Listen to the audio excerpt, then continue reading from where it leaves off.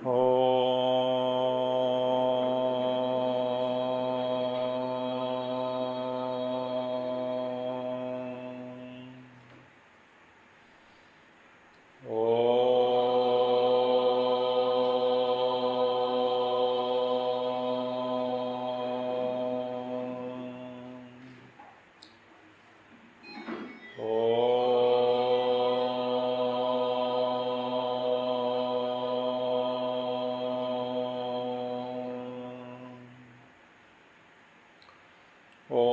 श्री गणेशाय नमः।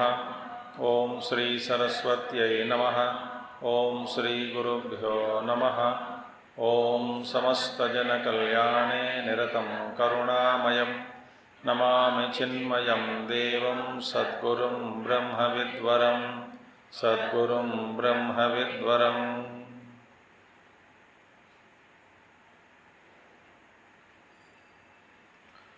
ओम व्यासं वसिष्ठनप्तारं शक्ते पौत्रमकल्मषं पराशरात्मजं वन्दे शुकतातं तपोनिधिं।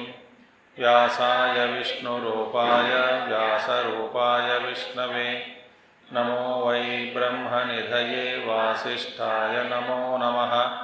वसुदेवसुतं देवं कंसचाणूरमर्दनं देवकी परमानन्दं कृष्णं वन्दे जगद्गुरुं कृष्णं वन्दे जगद्गुरुम्।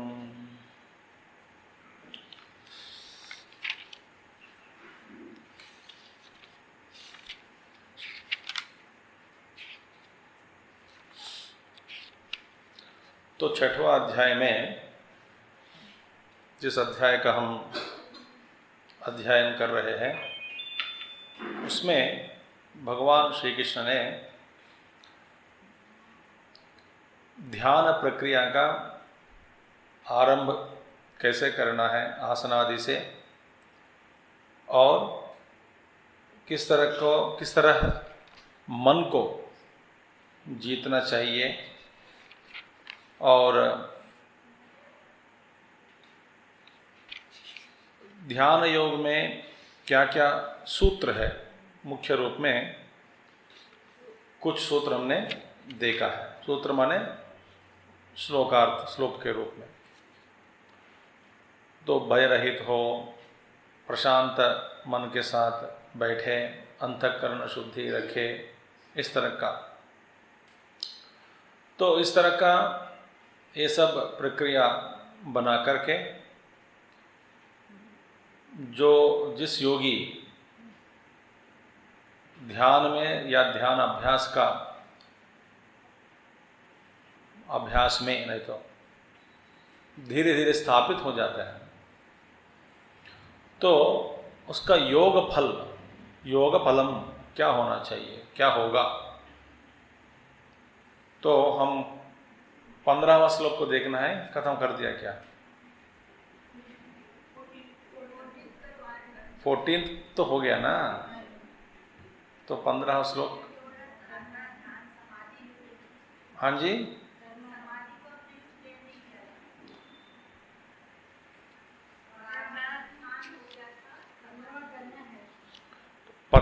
14th one is over or not, tell me। तो हो गया ना, ठीक है। अथ इदानीं योग फलम उच्यते, वहां से शुरू करना है।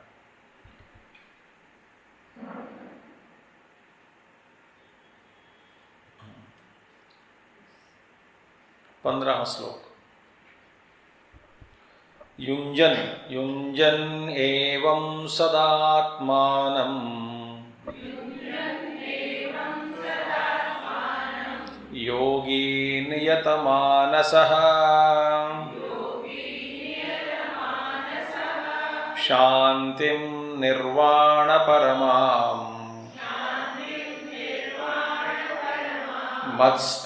मत्संस्थामधिगच्छति।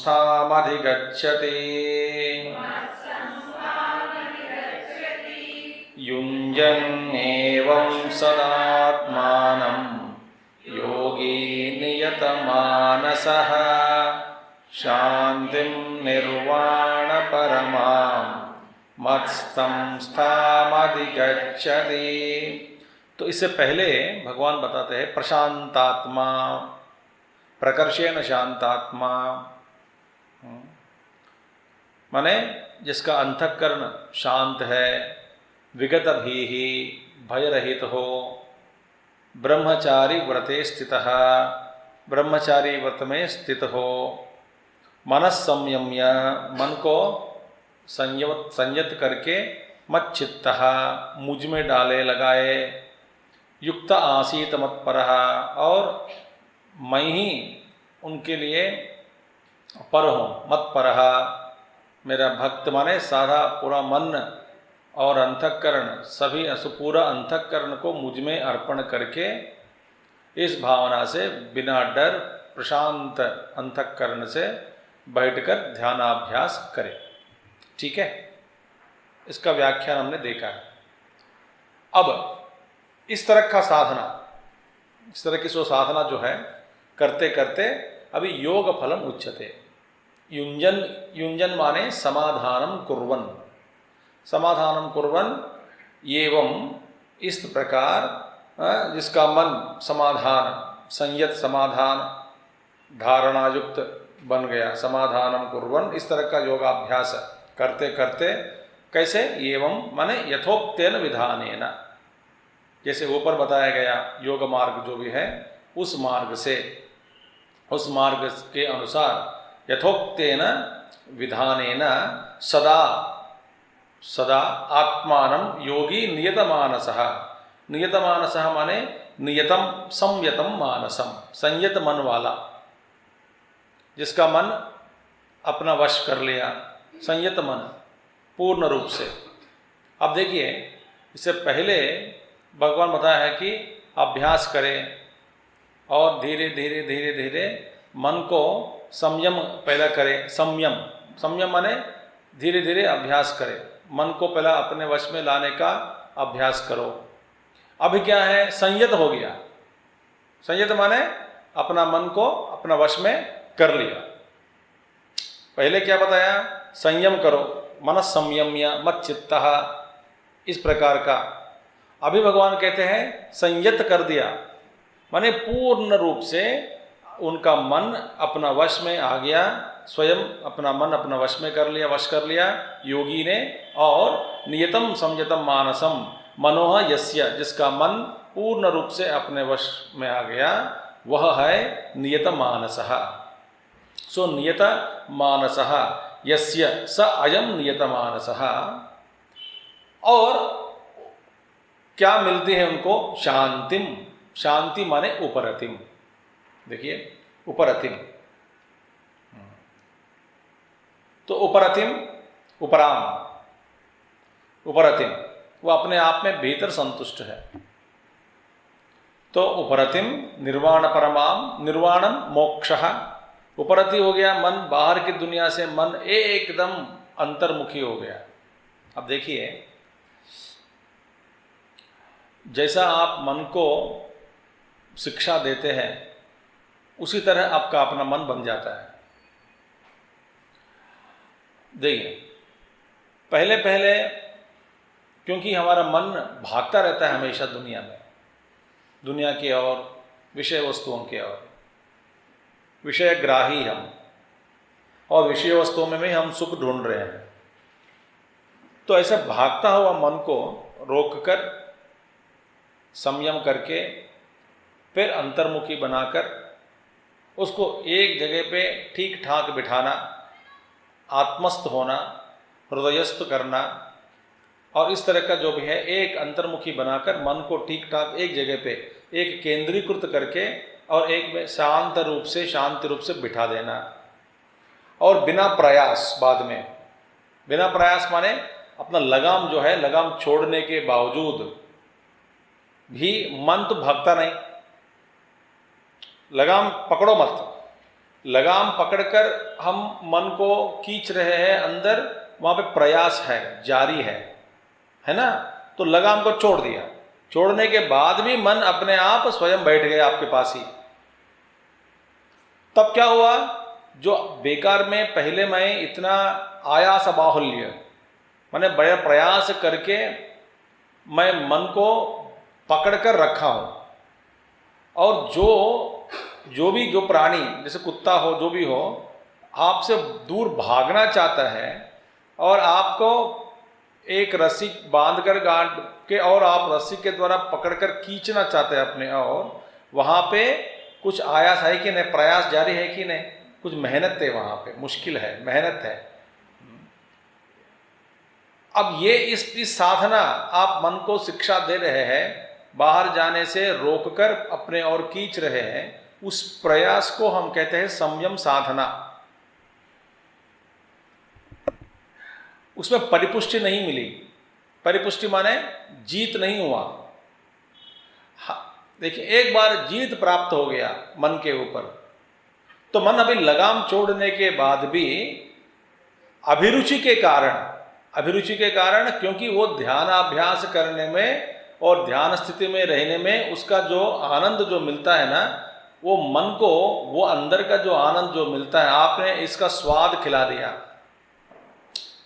एक बार वो अंतर्मुखी होने के बाद जो आनंद मन को आप दिलाता है, उसका फिर अभ्यास करा देंगे तो फिर मन चाहे आप लात मारे तो भी बाहर नहीं जाएगा, है नहीं। जैसे कि जो बिल्कुल दारू नहीं पीता,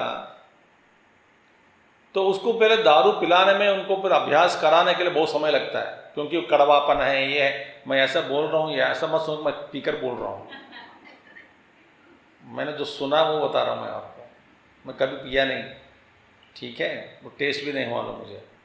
तो स्वामी जी अच्छा उदाहरण देते हैं, अगर समझ समझना, ठीक है। अरे पहले आदत कराने में समय लगता है कि नहीं। एकदम शराबी बनना पहले दिन से नहीं होता कोई शराबी।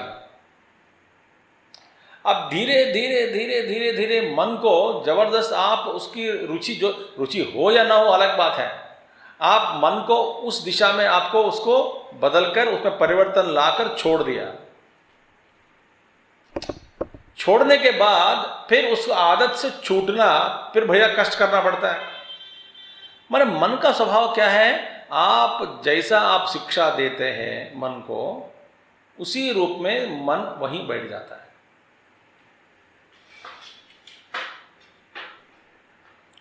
ठीक है।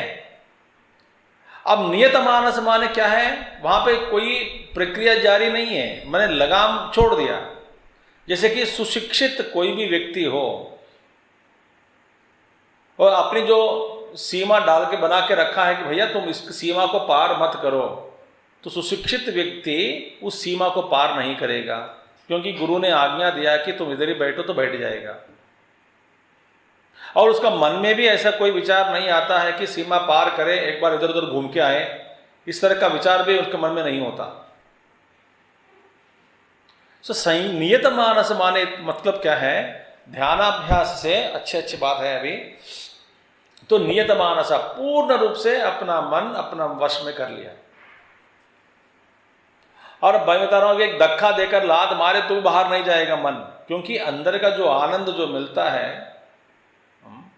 एकांतवास का आनंद, एकांतवास में अपने आप में एकांत का अनुभव। क्योंकि आप सन्यासी भी बने, एकांतवास मिलता है कि नहीं डाउट है, क्योंकि लोगों के बीच में रहना पड़ता है, काम करना पड़ता है, बात करनी पड़ती है सबसे, तो एकांत का अनुभव अंदर होना चाहिए। तो नियतमानसः यस्य स अयम नियतमानसः,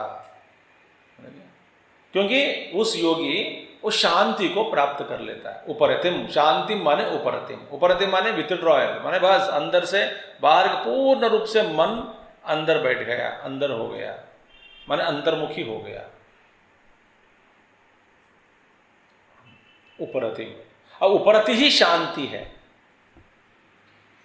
शांति का दूसरा आप पर्यायवाची शब्द क्या है, उपरति, क्योंकि जहां मन भागता है वहां अशांति है, वहीं अशांति, और जहां मन अपने आप में बैठ गए वहीं शांति है। ये तमोगुण की बात मैं नहीं कह रहा हूं, नहीं।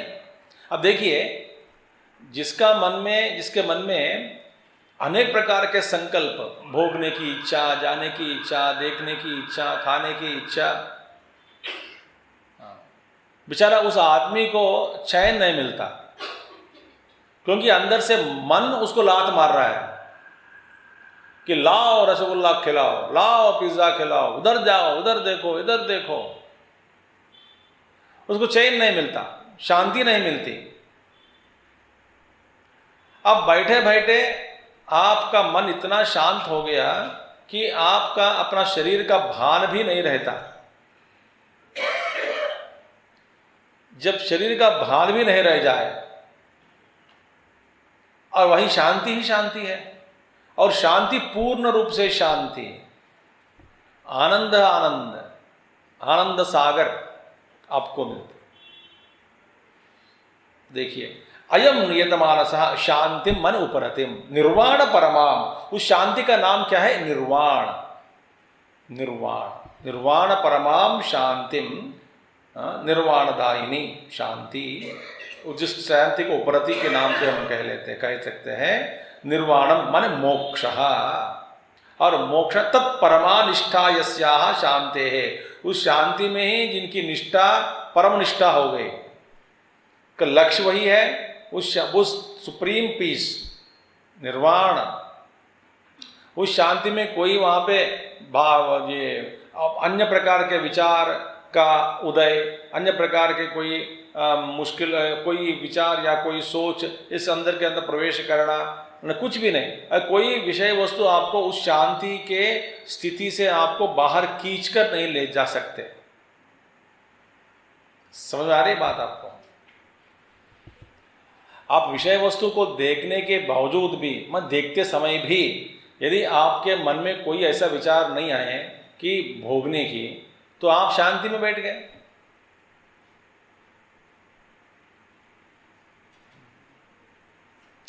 तो निर्वाण परमा मोक्ष तत्परमा निष्ठा।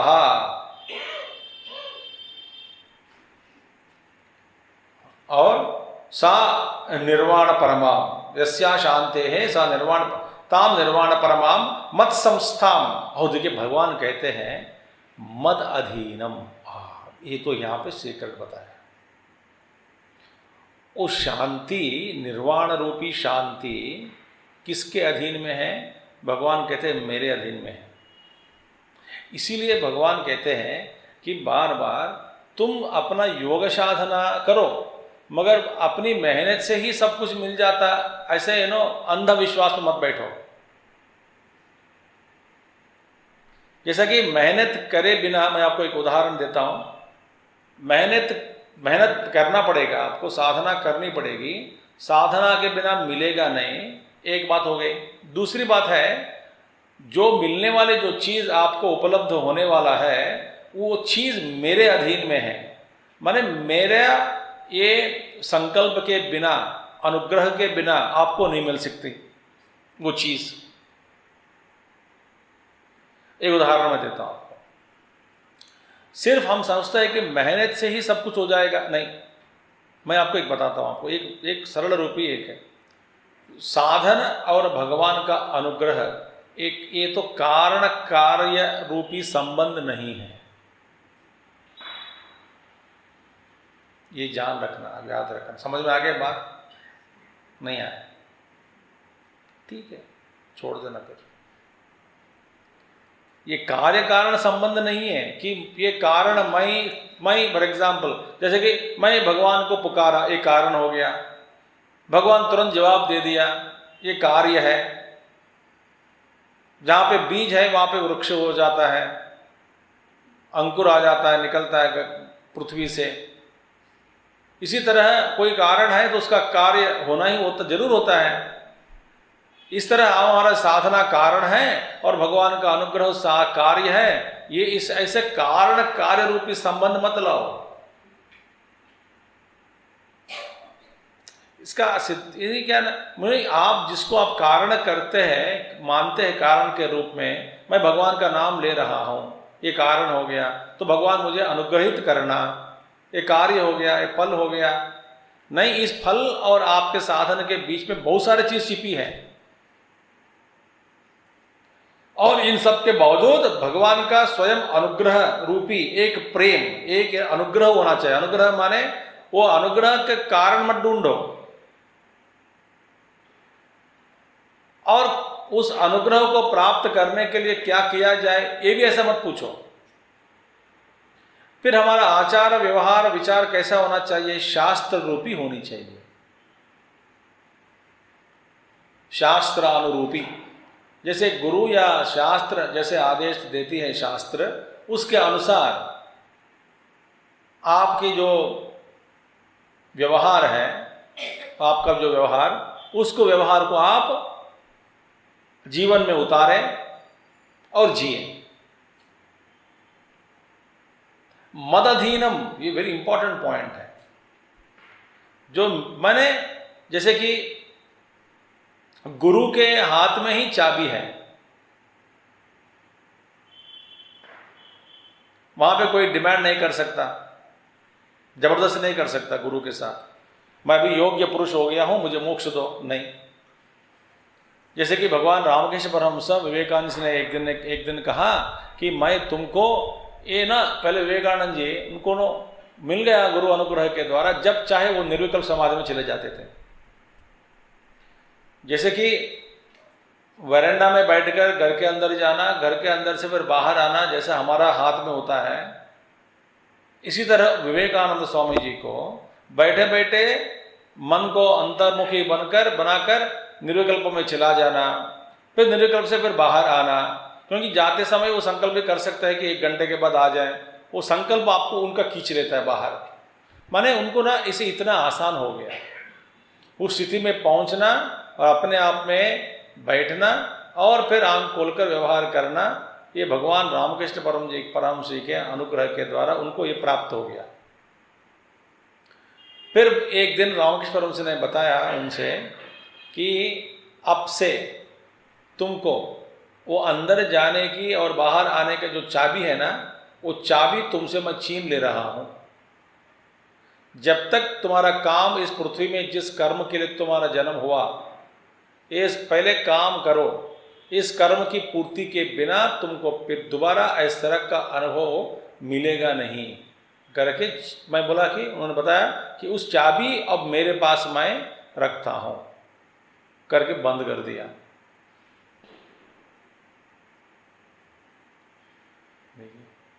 तो गुरु अधीन हो गया कि नहीं?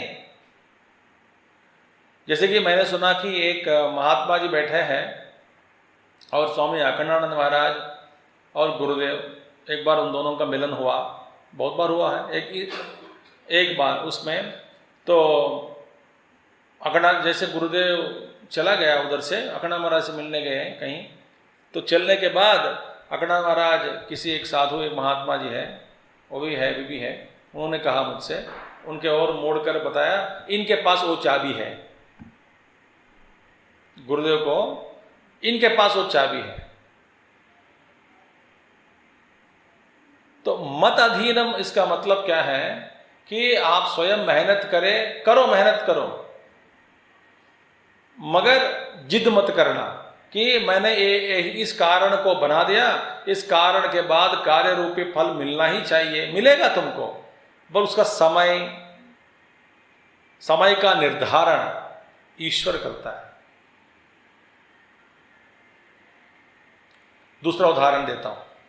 आप किसी घर गया, दरवाजा खटखटाया तो आवाज आई, और 5 मिनट के बाद या 2 मिनट के बाद अंदर का जो आदमी जो बैठे हैं अंदर, वो आकर बाद में बाहर वो दरवाजा खोला। अब इसका अभी थोड़ा चिंतन करते हैं, इसी घटना, किसी ने जाकर दरवाजा खटखटाया, अंदर के जो है बैठा हुआ आदमी आकर दरवाजा खोला, ठीक है। अब क्या कोई पूछा कि दरवाजा इसने किस लिए खोला? क्योंकि बाहर के जो व्यक्ति खटखटाया, आवाज दिया, इसलिए खोला। तो एकदम आपको देखने से ऐसा लगता है कि दरवाजा खटखटाना एक कारण हुआ, अंदर के जो व्यक्ति बाहर मैंने आकर खोलना एक कार्य हुआ। समझ में आ गया नहीं, कारण और कार्य। अच्छा, आपको लगता है ऐसा, और जब विचार करके देखोगे कि अंदर के जो बैठा हुआ व्यक्ति के मन में ये विचार आया कि तो ठीक है, कोई दरवाजा खटखटा रहा है, जरा खोल के तो देख तो सही, देखे तो सही, विचार आया। अब अंदर के आदमी के मन में ये भी विचार हो सकता है कि जो भी हो खटखटाने दो, 2-3 बार, 2 मिनट 3 मिनट 5 मिनट खड़ा रहकर वहां पे वही चला जाएगा, अब मेरे मन में किसी से मिलने की इच्छा नहीं है, ऐसा करके अंदर ही बैठ गया समझो, तो क्या कर सकता है? तो जब दरवाजा खोला तो ये सोचेगा कि मैंने खटखटाया, उन्होंने खोला। बोलते हैं नहीं नहीं, तुमने खटखटाया इसीलिए मैंने नहीं खोला, मैं खोलना चाहता था इसीलिए मैंने खोला। अच्छा, तो फिर यदि दरवाजा तुमने नहीं खटखटाया तो फिर मुझे कैसे पता चलता है कि तुम आए हो? है ना? तो खटखटाना जरूरी है, खोलना या ना खोलना अंदर हाथ में जो बैठा है ना उसके हाथ में है। मगर इनके हाथ में है तो इसलिए मैं क्यों दरवाजा खटखटाऊं? नहीं खटखटाया तो अंदर आदमी को कैसे पता लगे कि तुम बाहर हो? इसी तरह हमारे जो प्रयास है उसको जारी रखना चाहिए। ईश्वर अनुग्रहित करेगा, सबको अनुग्रहित करेगा, मगर इस पर जिद नहीं करना, क्योंकि इस तरह की जो निर्वाण रूपी समाधि है, निर्वाण रूपी मोक्ष है, भगवान यहां पे कह रहे मत संस्थाम। मत संस्था माने मद अधीनम, मेरे अधीन में है।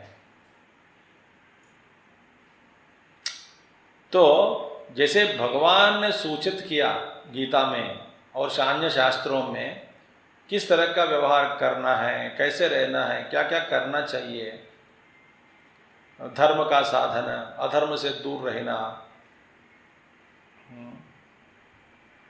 इस सदाचार को अपनाकर जीना ही हमारे हाथ में है।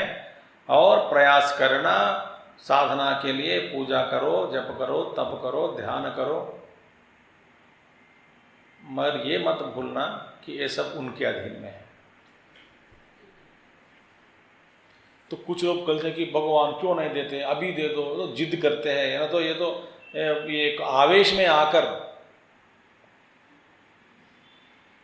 अब क्या भगवान सर्वव्यापक है तो भी गला नहीं पकड़ सकता उनका? गला पकड़कर पूछो कि क्यों नहीं दे रहे हैं मुझे मोक्ष?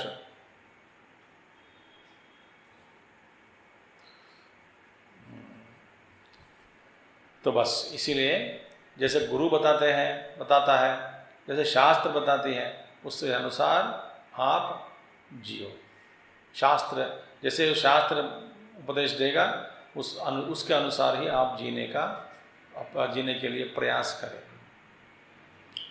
तो युंजन माने ऐसे साधना करते रहो और सदा जुड़ो, एक बार मन और परमात्मा में बिठाओ और बिठा के रखो सदा। युंजन एवं नियत मानस। स्वामी जी बोले मेरा मन जो तो बैठता नहीं, वो तो बोले नियत मानस हो गया ना, ये माने वो नियत वाला, माने अपने मन को वश में कर लिया। इसीलिए जैसा वो मन को अपना मन को आदेश देता है, वह मन उस आदेशानुसार व्यवहार करता है। मैंने आदेश दिया मन को, भाई ये सब दुनिया बेकार है, तो अंतर्मुखी बनो और मन, मेरा प्यारा मन और भगवान में लग जाओ। ये साधना करते करते करते करते करते करते करते करते करते करते करते यहां तक पहुंच गया। कहां तक? मन शांत है, जब आदेश देगा तब बहिर्मुखी बनेगी, मन बनेगा।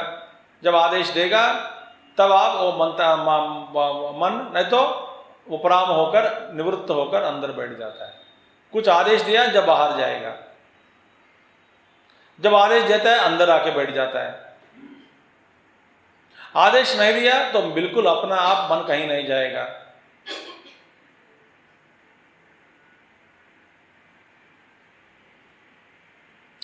इस स्थिति को प्राप्त करना जरूरी है।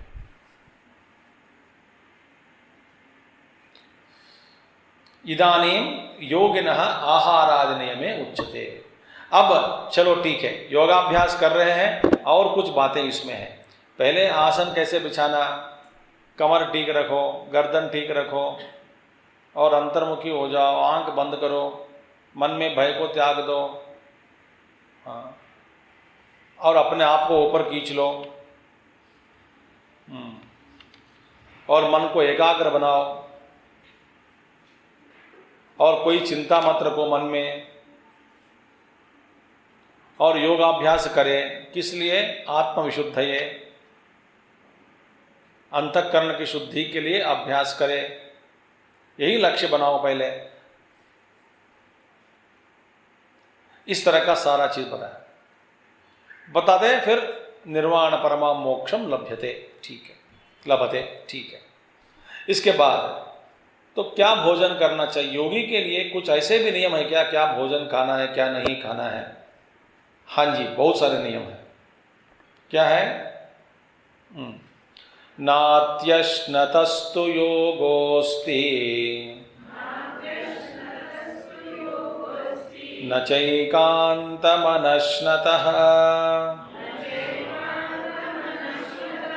न जाति स्वप्नशीलस्य जाग्रतो नैव चार्जुन नात्यश्नतस्तु योगोस्ति न चैकान्तमनश्नतः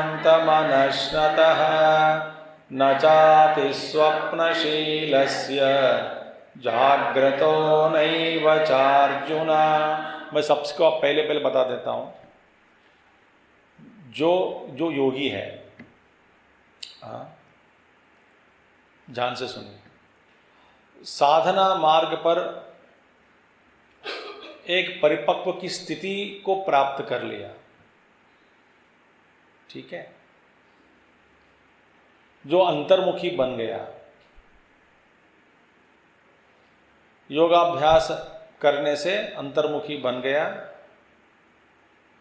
अंदर ही शांति का अनुभव वो कर रहे हैं।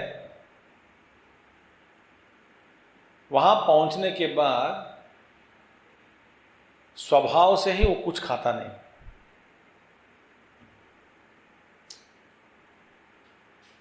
पता आएगा आपको? जैसे किसी ने एक दिन उपवास करने के लिए, हमारे प्रयास देखो, 24 घंटे से पहले सोचते कि कल कुछ नहीं खाना है, आज खा लेते हैं, कल कुछ नहीं खाना है, आज खा लेते हैं, मुझे आज ही खिलाओ, कल मेरा उपवास है। मम्मी आज कल खिलाएंगे आपको, नहीं आज ही खिलाओ, अभी खिला दो, क्योंकि खा के सो जाऊंगी, फिर कल सारा दिन मैं नहीं खा सकती हूँ, तो बाद में खा लेना। क्या भरोसा तुम रखोगे इसको? इस चिंता होती है। और उपवास के दिन भी यही सोचते रहते हैं कि कल क्या खाना है। अच्छा, फिर उपवास के अगला दिन सोचकर इस रूप से, इस विचार से हम खाते हैं, कल कुछ नहीं खाया। ये देखिए, 3 दिन, एक दिन कहने के लिए एक दिन उपवास है, मगर 3 दिन सोच में पड़ गए कि नहीं। माने हफ्ते में कम से कम 3 दिन आप अन्न के बारे में सोच रहे हैं, जोरदार, जबरदस्ती।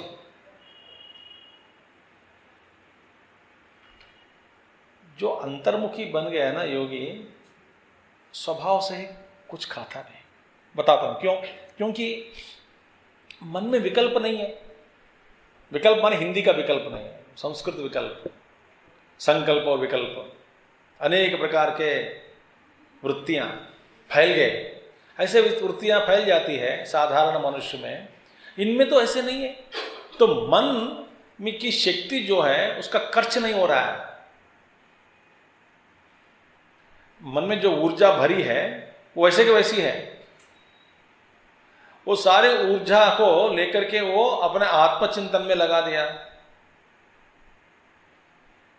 जैसे कि पृथ्वी मंडल जो सीमा है, इसकी जो सीमा गुरुत्वाकर्षण शक्ति, की जो सीमा है, माने आकर्षण शक्ति की सीमा है, जो भी सैटेलाइट आप उपग्रह है, उस सीमा को पार करने तक जबरदस्त शक्ति और ऊर्जा चाहिए कि नहीं?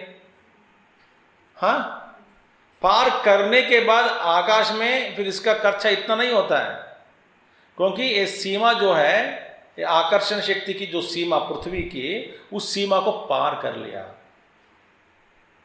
अच्छी बात मैं कह रहा हूं, ध्यान से सुनिए।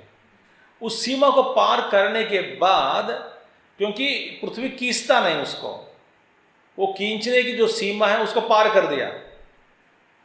पार करने के बाद उपग्रह अपने आप आराम से चल जाती है, वहां पे कोई फ्रिक्शन नहीं है।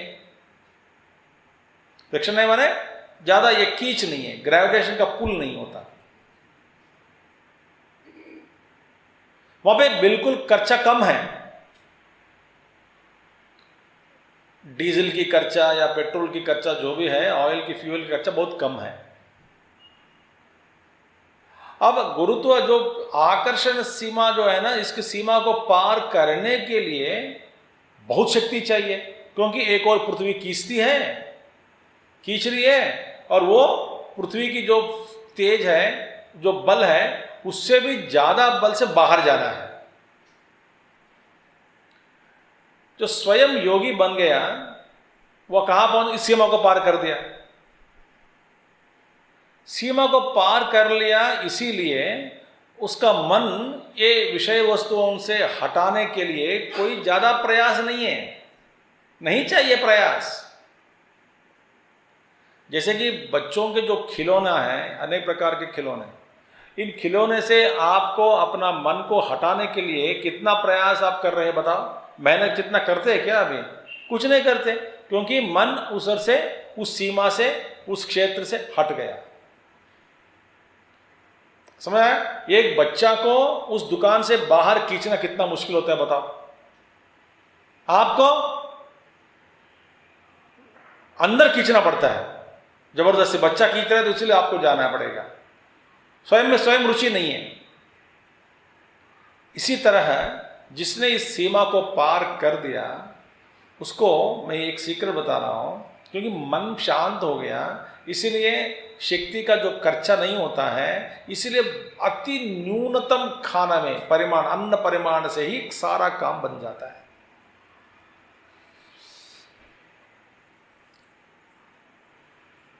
खाने कोई जरूरी नहीं चाहिए। जिसका मन बड़े भयंकर विकल्प, संकल्प विकल्प, अनेक प्रकार के विकल्प माने थॉट्स, अनेक प्रकार के वृत्तियां, विचार बहुत हो गया, तो उसके लिए चंचल होने के कारण उसको बहुत खाना पड़ता है। अब इसको क्या चाहिए? बस सिर्फ आत्मा में बैठना चाहिए, मन को बिठाना चाहिए, केंद्रीकृत करना चाहिए।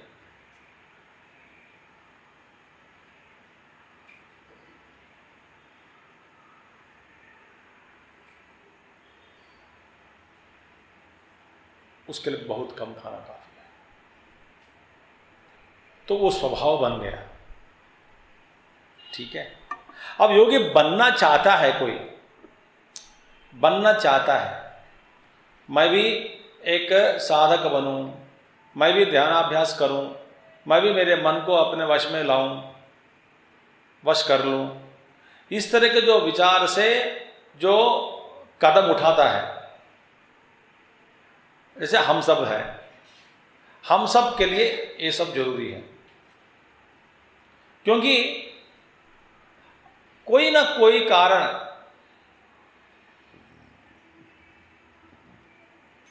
कोई भी ऐसे भी छोटा सा कारण भी मिल जाए, हम खा लेते हैं। स्वामी जी ने दिया, लड्डू खा लो। बस दोस्त की शादी है, दोस्त की बेटी या बेटा का शादी है, आज नहीं खाए तो वो दुखी हो जाएगा, तो खा लो। घर पे कोई आया, साथ साथ बैठकर खाना पड़ेगा, जो वो खाता है वो मैंने खा लिया। बिना बोल के किसी के घर में चला गया, वो जो दिया वो खा लिया। ये हम कारण के साथ में खा लेते हैं, क्योंकि हमारा मन अंतर्मुखी नहीं हुआ।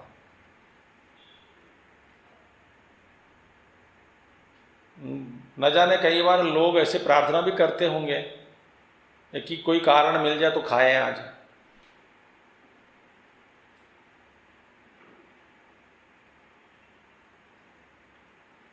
स्वयं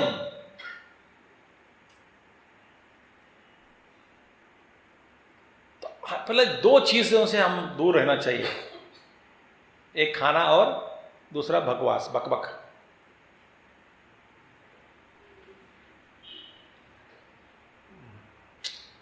तो यहां पे देखिए सूत्र क्या है, न अति अश्नतः माने आत्मसम्मितम अन्न परिमाणम अतीत्य अश्नतः,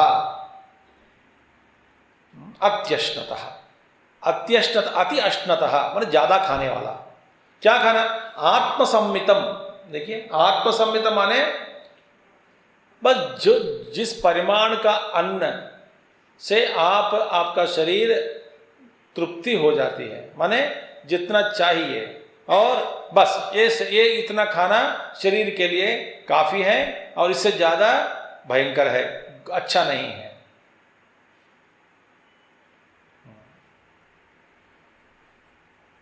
देखिए देश काल अवस्था को देखकर हर व्यक्ति को अपनी सीमा जो है उसका निर्णय करना पड़ेगा।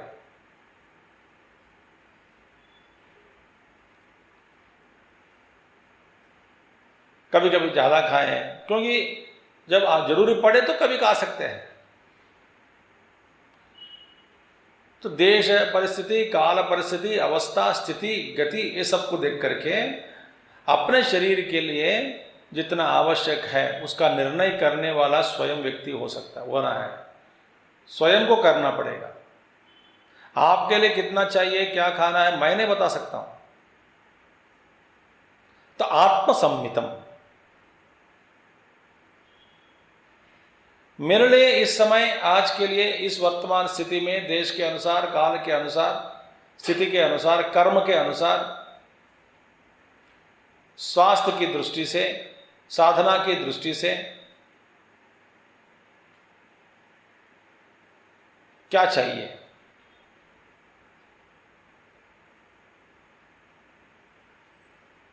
आज नहीं है तो स्वयं निश्चय करें क्या अन्न परिमाण।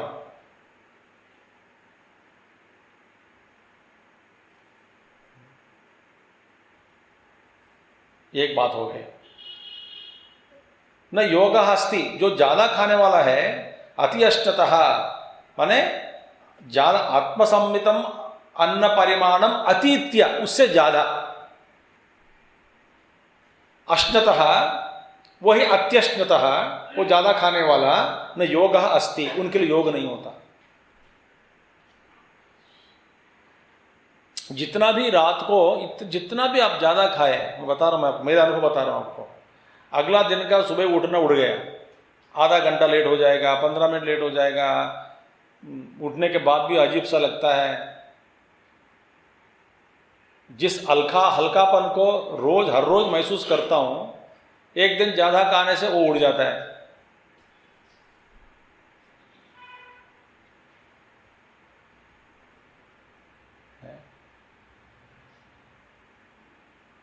और आजकल ना लोग सोचते हैं कि बस आज का व्यायाम मैंने अच्छा किया तो खूब खा लेंगे।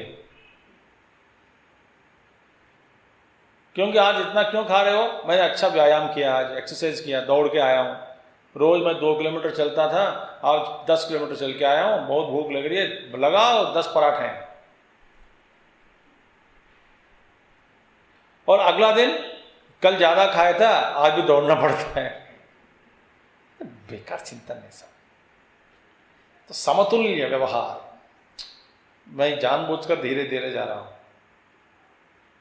तो पहले चीज है कि योग अस्ति, जो ज्यादा खा, न च एकांतम अनष्ट था, बिल्कुल जो नहीं खाता है वो फास्टिंग फास्टिंग फास्टिंग। बुद्ध भगवान ने क्या किया? खाना छोड़ दिया था। उन्होंने खाना छोड़कर बैठ गए, फिर उनको ऐसा लगा कि शरीर में कोई ताकत ही नहीं है, दुबला पतला हो गया। आप बोध गया जाओ, वहां पे कीचेन मिलते हैं आपको, बुद्ध भगवान की कीचेन, वहां पे माने वो उनकी जो तस्वीर है, वो फोटो, वो बिल्कुल हड्डे गिड्डे से। ऐसे हो गए थे वो। फिर मैं तो चाहता हूं कि परमात्मा का दर्शन, हड्डी निकल रहा है, हड्डी हड्डियों की दर्शन हो रही है, परमात्मा का दर्शन नहीं हो रहा है। तो उसने फिर खीर, कोई ने खीर पी लिया खीर। तो उन्होंने कहा जितना आवश्यक है उतना खाकर चलाना चाहिए गाड़ी को।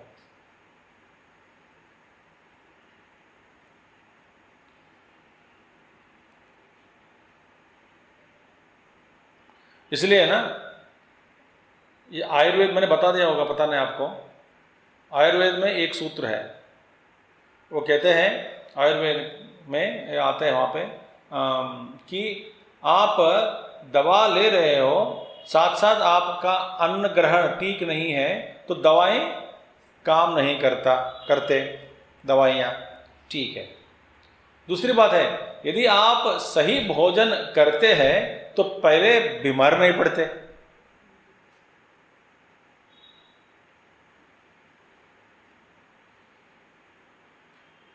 अद्भुत बात है। पहले क्या सूत्र है, दवाई ले रहे हैं, साथ साथ खाना ठीक ठाक होना चाहिए, सही भोजन होना चाहिए, माने आत्मसम्मितम भोजन, रोगी के लिए रोगी सम्मितम भोजन जो भी है। और दूसरी बात, अरे यदि तुम इसका अभ्यास कर रहे हो तो पहले बीमार नहीं पड़ोगे।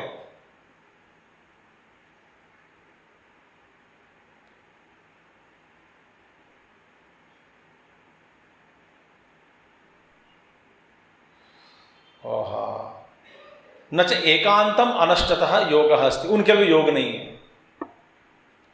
अच्छा, वहां पे यदुह वा आत्मसम्मितम अन्नम तदवति तत् न हिनस्ति, जो आत्मसम्मित अन्न खाता है, माने जितना जरूरी है, जो पचता है ना, जो शरीर के लिए ठीक है, और जैसे इस तरह का अन्न जो खाता है, उस अन्न उस व्यक्ति का रक्षा करती है, वो अन्न रक्षा करता है। और तन न हिनस्ति, उसकी उसको दुख में नहीं डाल देता।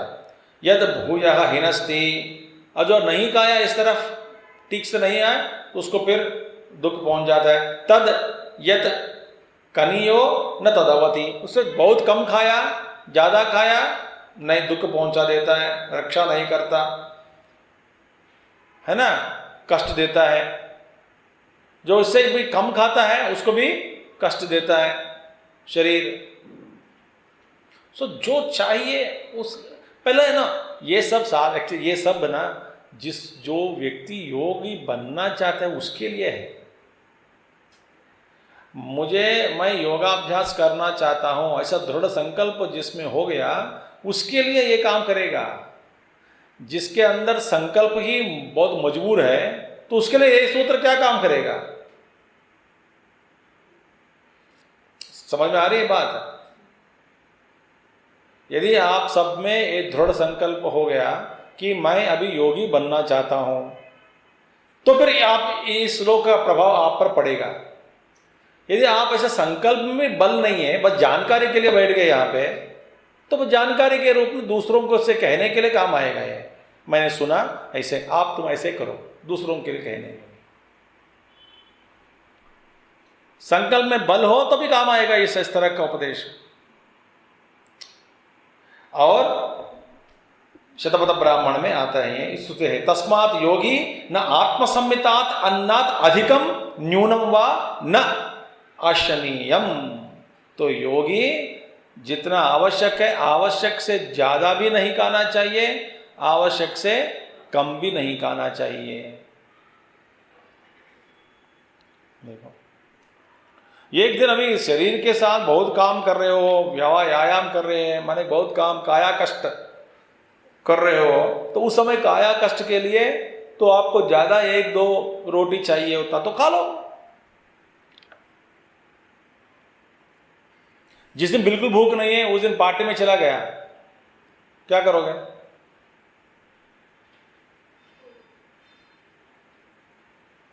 दूसरों के लिए उनको आनंद में रखने के लिए उनकी तृप्ति के लिए हम भी खा लेते हैं।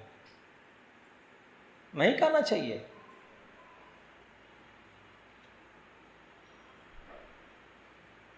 मैं ऐसे सीधा सीधा पूछता हूँ लोगों से, भाई ये मैं तो भाई भूख नहीं लग रही है, तो मुझे खिलाना चाहते हो? ये बोलते खिलाना तुम्हारा प्रेम है। मैंने प्रेम से मुझे मरवाते हो क्या?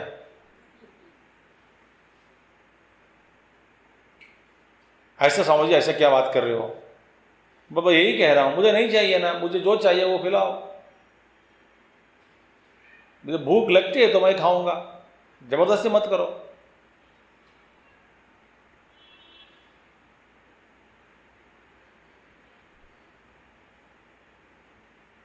Very wonderful. तस्मात योगी न, योगी को क्या करना चाहिए? आत्मसंमिता, जितना आवश्यक है उससे ज़्यादा भी नहीं खाना चाहिए, कम भी नहीं खाना चाहिए। देश काल परिस्थिति को रखना चाहिए, सात्विक आहार ही खाना चाहिए। ऐसे इस प्रकार का बहुत सारे चीज़ें। अथवा योगिनः, देखिए भगवान कहते हैं योगिनः, योगी के लिए योग शास्त्रे परिपाठितात्, योग शास्त्रों में जैसे बताया, वहां पे एक सूत्र बताया कैसा खाना, कितना खाना है। अन्न परिमाणात अतिमात्रम अष्टतः योगो न अस्ति। योग शास्त्र में जैसे बताया उससे ज्यादा खाया तो योग नहीं होगा। उक्तम ही, क्या बताया योग शास्त्र में? उक्तम ही अर्धम अशनस्य संयंजनस्य तृतीय मुदकस्य तो वायो संचरणार्धम तो चतुर्थम अवशेषयेत इत्यादि परिमाणम। मतलब पेट से आधा भरो खाने से, और एक भाग 4 भाग करो, 2 भाग अन्न से, और 1 भाग पानी से, और 1 भाग हवा को छोड़ दो। हवा का नाम, हवा के बारे में भगवान जाने, हम पानी के लिए भी नहीं छोड़ते जगह। कुछ लोग बोलते हैं स्वामी जी पहला वो एक दूसरा वड़ा इडली खा लो और पानी बाद में पिएंगे, कोई दिक्कत नहीं, क्योंकि उस जगह में कम से कम 2 वड़ा हम ठोक सकते हैं।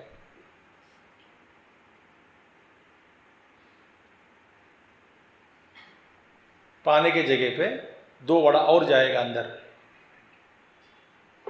मैंने सुना ऐसे लोगों को। क्यों भाई? भाई स्वामी जी जो चीज मैं खा रहा हूं वो यही मिलती है, तो पैक करवाओ, वो गरम गरम खाना है। बहुत सारे कंडीशंस के साथ जीते हैं आदमी। तो ठीक उधर बनवाओ, सीख लो, नहीं ये उधर नहीं मिलता।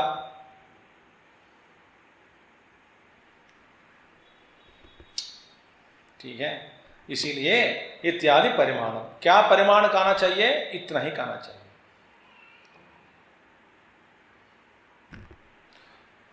ज्यादा प्राणायाम करो। प्राणायाम करने से जो ऑक्सीजन अंदर चला जाता है ना, प्राणवायु, जितना प्राणवायु आप खाते रहेंगे ना उतना भूख कम हो जाता है।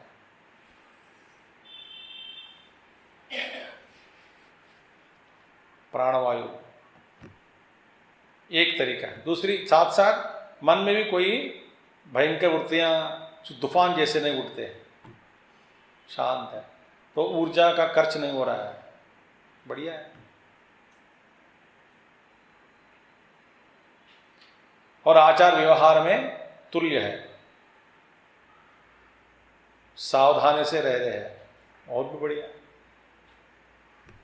स्वामी जी वो सब करके क्या फायदा? मन में बहुत जोर जबरदस्त वासनाएं हैं खाने की, क्या करें? तो खा लो, क्या कर सकते हैं।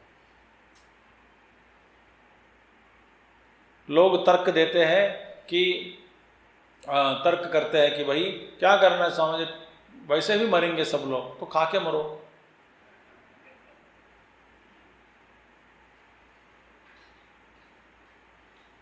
छोड़ना क्यों? तो गुरुदेव used to say that you are diabetes patient, you should not eat sweet. Swamiji, how does it matter? You only said that I am beyond the body. Number 1. And everybody has to die one day. Then why can't I eat sweets and die sweetly?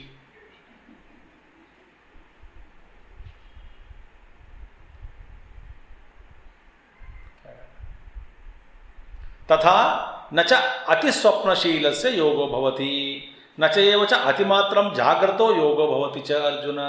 ये अर्जुन, जो जो ज़्यादा सोता है ना वो भी योगी नहीं बन सकता, और जो बिल्कुल नहीं सोता वो भी योगी नहीं बन सकता।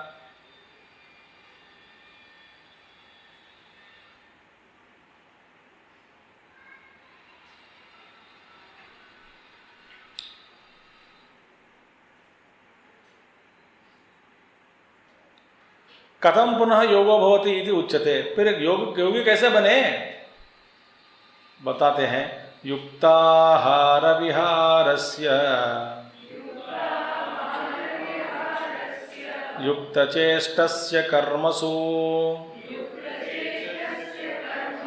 युक्तस्वप्नावबोधस्य योगो भवति दुःखः युक्ताहार विहारस्य युक्तचेष्टस्य कर्मसु युक्तस्वप्नावबोधस्य योगो भवति कश्चन। भगवान बताते हैं युक्ताहार विहारस्य आह्रियते इति आहारः, माने आह्रियते माने जो खाया जाए, आह्रियते आहरणम, हरणम आपसे खींच कर जो कुछ लेके जाए ना, आहरणम। आह्रियते माने कुछ लेकर अंदर डाल दिया, खाया, स्वीकार किया, वो आहार हो गया। समझ में आ गया आपको? आपसे कुछ छीन कर कोई लेके गया, वो क्या कहते हैं, हरणम, हरण। उसने हरण किया माने छीन कर गया, चोरी करके गया, हरण किया। आह्रियते फिर वापस कुछ बाहर, कुछ स्वीकार किया, कुछ खाया। और हम आह्रियते, देखो आंख से रूप का हम आहार स्वीकार करते हैं, कान से शब्द का आहार हम लेते हैं। आह्रियते हो रहा है लगातार। यहाँ पे अन्न की बात चल रही है तो अन्न के बारे में बात करेंगे। तो आह्रियते इति आहारः अन्नम, और विहरणम विहारः पादक्रमः, माने चलना, घूमना, फिरना। पादक्रमः अपने पैरों के सहारा लेकर के जो चलता है, फिरता है। तौ युक्तौ नियत परिमाणो यस्य, जिसका ये दोनों नियत परिमाण में हो गया। ज़्यादा घूमना भी बेकार है, ज़्यादा। हाँ देखिए, कुछ लोग ऐसे हैं कि वो लोग व्यायाम इतना करते हैं, पता नहीं क्या करना चाहते हैं उस व्यायाम के साथ, और भयंकर दौड़ो, पहाड़ के ऊपर चढ़ो, घूमो फिरो, चलो, व्यायाम करो, चलते रहो, ये करो वो करो।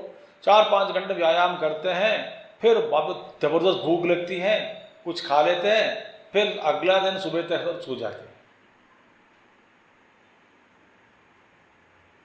इतना व्यायाम, खाते कुछ नहीं और फिर सो गए। ज़्यादा खाया तो सो नींद आ जाती है, लगे नींद सो जाओ।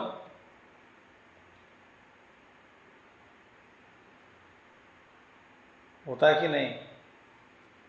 तो ज़्यादा व्यायाम भी जरूर नहीं है। आपका लक्ष्य क्या है? पहलवान बनना है या कोई मैराथन रेस में पार्ट शामिल होना है क्या आपको? दौड़ना, फिरना, घूमने में।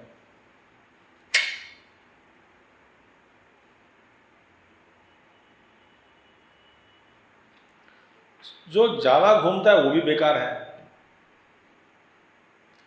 जो ज्यादा आहार लेता है वो भी बेकार। ये दोनों नियमित परिमाण में हो गया जिसका। और इसके अलावा युक्त चेष्टस्य, युक्ता नियता चेष्टा यस्य, चेष्टा कर्म में भी कर्म करना तो युक्त चेष्टस्य कर्मसु युक्त स्वप्नावबोधस्य, और ज्यादा भी नहीं सोता, कम भी नहीं, जितना आवश्यक है। युक्त स्वप्नस्य अवबोधः च तौ नियत कालो, नियत काल में समय के अनुसार करता है।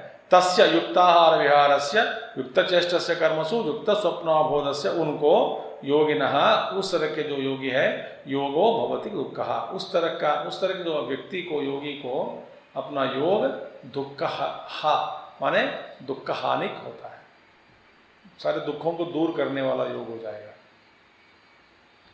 इसके अलावा उसके विपरीत का आचरण आप करें तो योग अपना है, आपका योग साधन तो आपको दुख देगा, क्योंकि बिना खाए प्राणायाम किया, बिना ये करे, ज़्यादा खाया वो भी नुकसान करेगा, कम खाया वो भी नुकसान करेगा।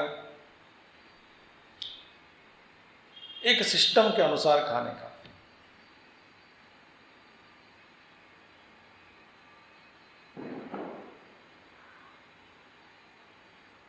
दुखानि सर्वाणि हंति इति दुःखः, सारे दुखों को हरण करने वाला हो जाएगा, इसलिए दुःखः सर्वं संसारात् दुख सर्व संसार दुख क्षयकृत योगो भवति च, सारे संसारों का जो दुख है, सारे इन सांसारिक दुखों का नाश करने वाला वो योग हो जाएगा, जब सब चीज़ एक नियमबद्ध होकर काल के अनुसार जितना आवश्यक है उतना करे।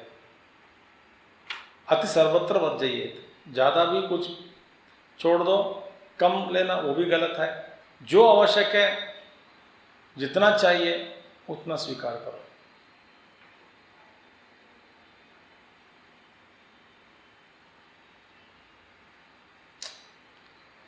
अथ अधुना कदा युक्तो भवति, अच्छा ये कब बनेगा, और ऐसे युक्त भवति कदा भवति युक्तः, कब बनेगा ये युक्त पुरुष। युक्त माने बस महात्मा योगी, कब बनेगा युक्त।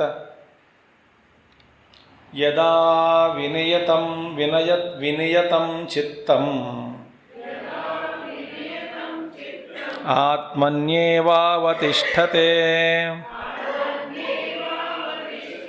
निस्पृहः सर्वकामेभ्यः युक्त इत्युच्यते तदा। यदा विनयतं चित्तम् आत्मन्येवावतिष्ठते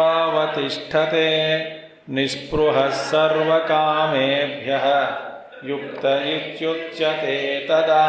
यदा विनियतं चित्तम मैंने विशेषेण नियतम संयतम चित्तम एकाग्रताम आपन्नम चित्तम, विशेषेण नियतम चित्तम, विशेषेण नियतम चित्तम माने बिना आपका जो प्रयास या संकल्प मन अपने आप शांत हो गया। बाद में प्रयास कोई जरूरी नहीं है,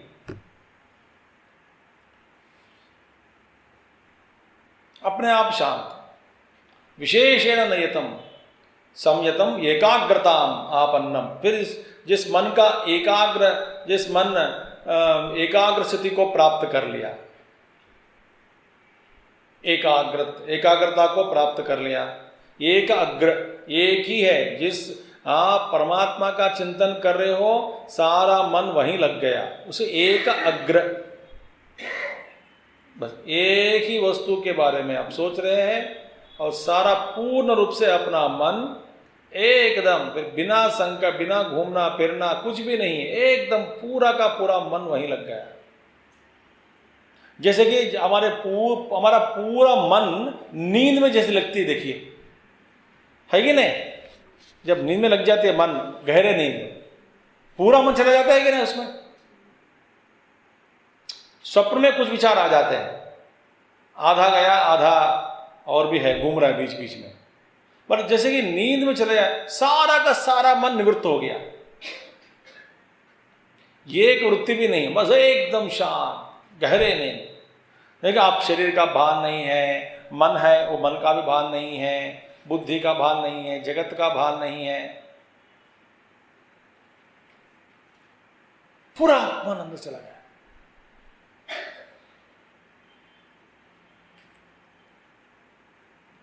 वो भी ऐसी नींद थकने के बाद, काम करने के बाद जो मिलती है ना, गहरी नींद, वाह। उस समय आप भूकंप भी आ जाए आपको पता नहीं लगता।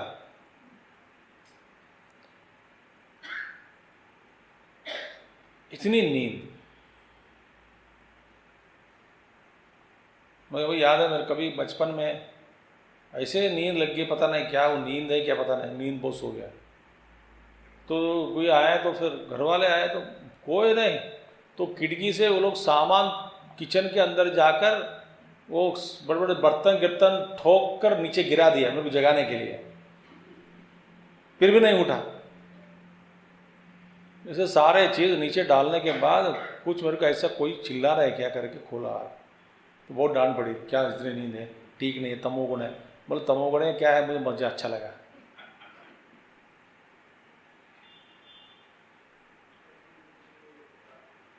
गहरी नींद, जैसे किटकी होती है ना, वहाँ पे किसी के बर्तन है, वो पहले सारे वो बर्तन का सब थोक दिया, ठा ठा ठा जगाने के लिए, कुंभकर्ण जैसे।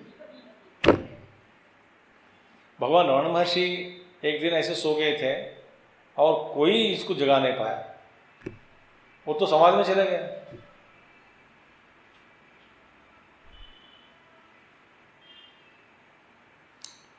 वहां पे क्या ना, किसी के एक ही अनुभव मैं कह सकता हूं, मैं आपको सबका अनुभव है, जैसे नींद में एकाग्र हो गया, माने नींद ही हमारा यही हो गया, सारा मन, सभी वृत्तियां, कोई भी सुख वृत्ति, दुख वृत्ति, अनिश्चय जो वृत्ति है, सब वृत्तियां अंदर चला गया।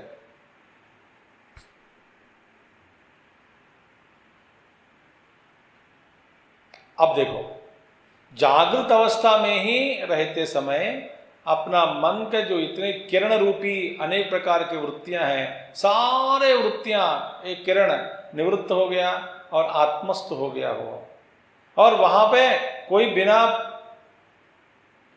जोर, बिना बल का प्रयोग, बिना प्रयास, आप कोई प्रयास नहीं कर रहे हैं, बस मन अपने आप बैठ गया।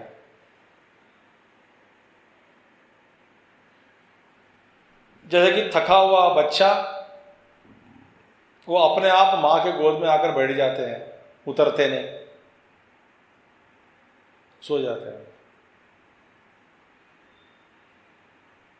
मां सोचती कि ये क्या है, अब तक खेल रहा है, वो अपने आप आ गया, गोद में बैठ गया, सो भी गया।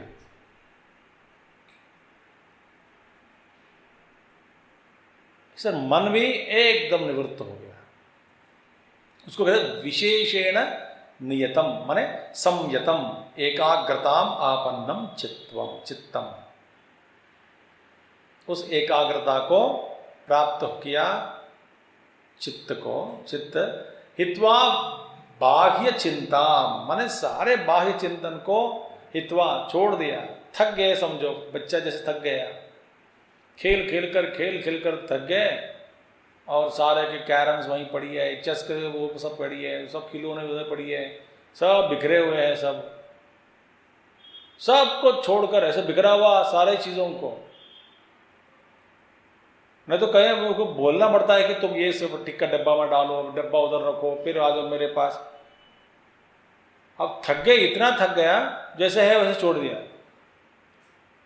नहीं तो वैसे छोड़ता नहीं वो बच्चा, उसको डर है कि कोई लेके जाएगा ये सब,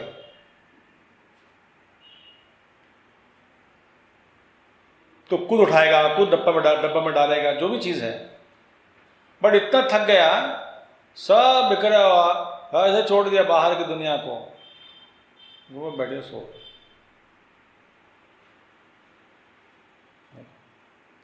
ये उदाहरण आपको समझ में आ रहा है? तो मन बिखर गए हैं, हमारा मन धीरे धीरे धीरे धीरे धीरे बाह्य चिंताम हित्वा आत्मनिएव केवले अवतिष्ठते। जैसे कि बच्चा केवल माँ के गोद में आकर सो गया, इसी तरह मन पूरा का पूरा मन निवृत्त हो गया और आत्मा में ही स्थित हो गया। मुझे कुछ भी नहीं चाहिए,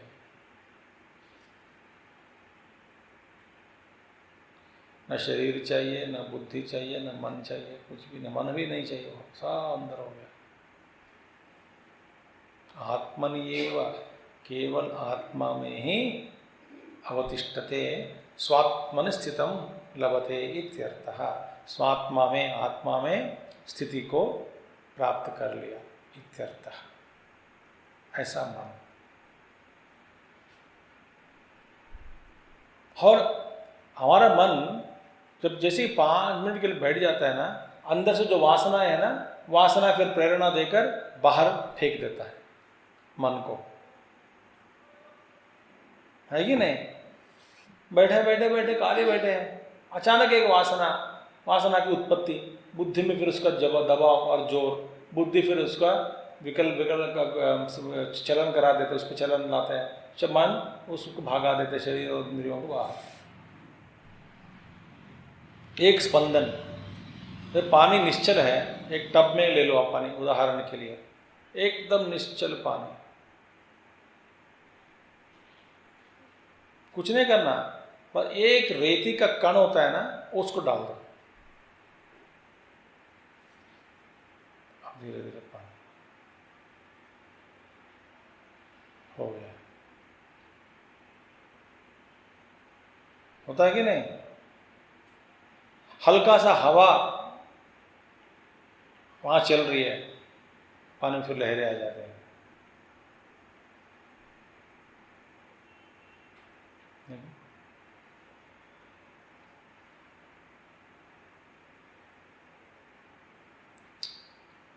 मन को शांत करना, जब तक ये वासना है, इसलिए कर्मयोग।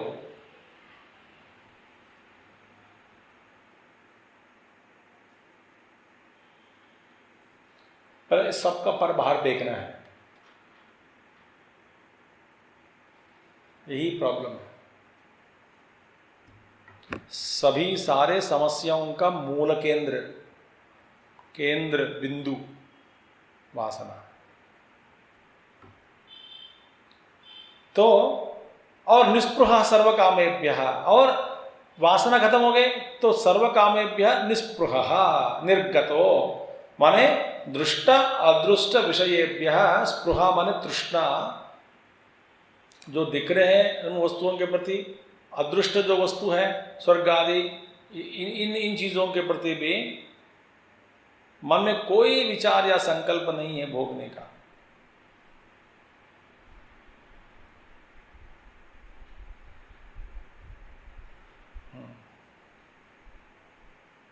बस स्वयं अपने आप में बैठ जाओ, स्थित हो जाओ, आप ही वयम स्वयं ब्रह्म।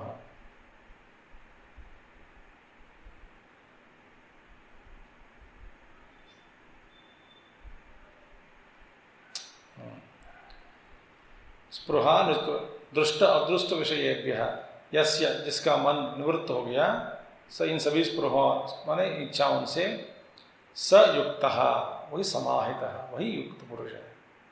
इति उच्यते तदा तस्मिन् काले, कब? यदा माने जब, ऐसो यदा विनयतम चित्तम, जब ये मन पूर्ण रूप से नियत हो गया, अपने आप में बैठ गया, सारे कर्मों को, कर्म वासना के खर्च के कारण माने कोई इच्छा या स्पृहा नहीं है बाहर की दुनिया के प्रति, तब युक्तः, तब उसको कहते हैं ये युक्त पुरुष है। तब उस काले, उस समय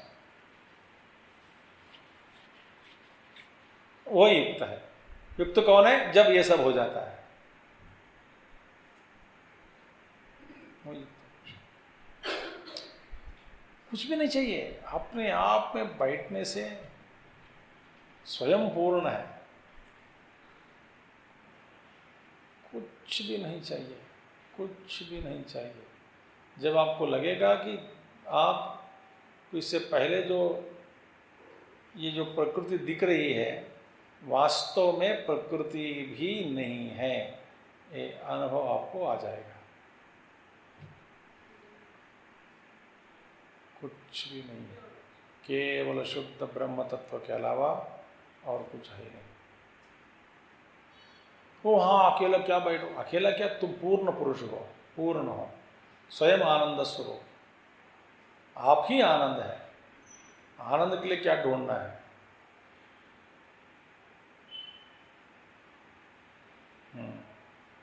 तस्य योगिनः समाहितम यत चित्तम तस्य उपमा उच्यते। अब एक उपमा, उपमा माने